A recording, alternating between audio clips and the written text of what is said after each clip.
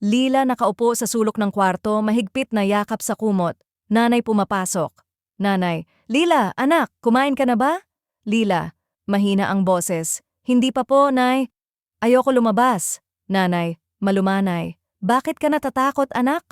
Lila, lahat po ng tao parang gusto akong saktan. Hindi po ako sanay. Nanay, yumakap kay Lila. Alam mo, anak, hindi lahat ng tao ay masama. Kailangan lang nating matutong magtiwala sa tamang panahon. Lila nakatayo sa gilid ng hardin, nanginginig. Lumapit si Mang Rico na may dalang basket ng prutas. Mang Rico, magandang hapon, Lila. Ang ganda ng hardin mo. Lila, umikot sa gilid, takot. Hello po? Mang Rico, alam mo dati rin akong mahiyain at natatakot sa mga tao. Pero unti-unti, natutunan kong hindi lahat ay nakakatakot.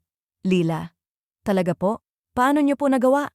Mang Rico, maliit na hakbang, isang ngiti, isang tanong o simpleng hello muna. Unti-unti, masasanay ka rin. Lila tumingin sa prutas, dahan-dahang lumapit. Lila, pwede po ba? Subukan ko rin pong ngumiti? Mang Rico, oo naman Lila. Alam mo, bawat maliit na tapang ay malaking hakbang sa puso. Lila nakangiti sa isang kaklase. Kaibigan, ang ganda ng ngiti mo, Lila. Lila, ngumingiti. Salamat, hindi ko po alam kung kaya ko, pero sinubukan ko. Kaibigan, nakakatuwa, tara maglaro tayo. Lila tumatakbo papunta sa laro, masayang masaya. Aral ng kwento, huwag matakot sa pagbabago o sa ibang tao.